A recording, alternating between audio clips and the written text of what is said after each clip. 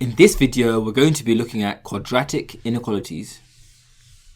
So there's two main types to look at, and I've got two examples here to look at both of them. Okay, so let's start with the one on the left. With quadratic inequalities, you do have to make sure it equates to 0. So you do have to make sure there's 0 on the right hand side. And in this question, it's already done for you. So how do we start? First step, you want to factorize. And if you can't factorize, just use that quadratic formula and get your two solutions. Of course, if you're doing A-level, it's preferred that you just use your calculator to get the two answers using the quadratic equation function. And if you've got a problem with factorizing, go back and look at the video on factorizing. And if these are the factors, the solutions are x equals -4 and x equals 3. Next step, we want to draw the graph. So the solutions are -4 and 3. So they are going to be our x-intercepts.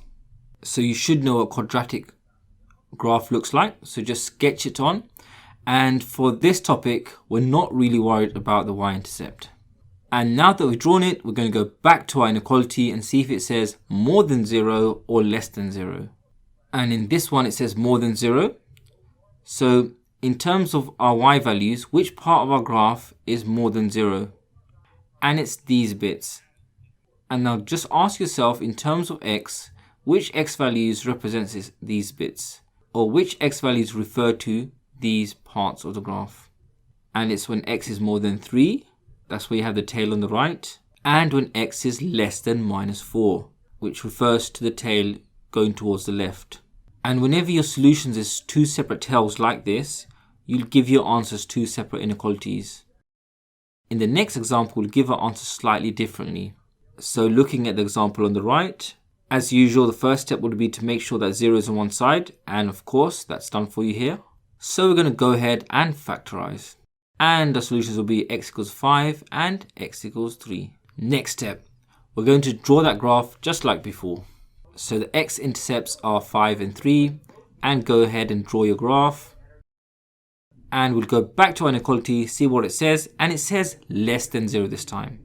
So which part of our graph in terms of y is less than 0? And it's this bit here. This bit is below 0. So in terms of x, which x values represent this bit? This time we write our answer slightly differently. Since it's between two values, we're going to be writing it as one single inequality.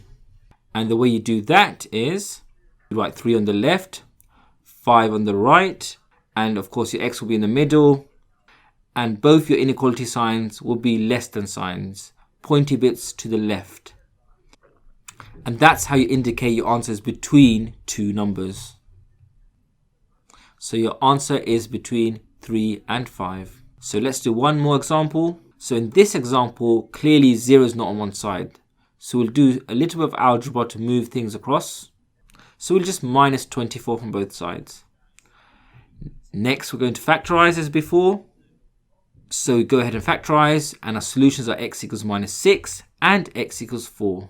And remember, if it doesn't factorize, just use the quadratic formula.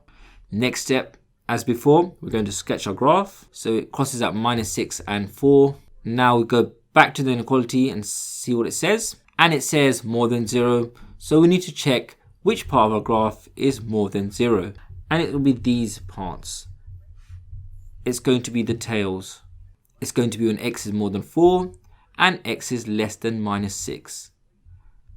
So again, in these cases, you put them as two separate inequalities. And there we have it.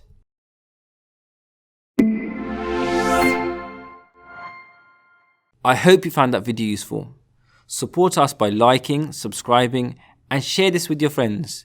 And if you still got some more questions on anything, drop a post on our forum at examqa.com where you'll find your questions answered.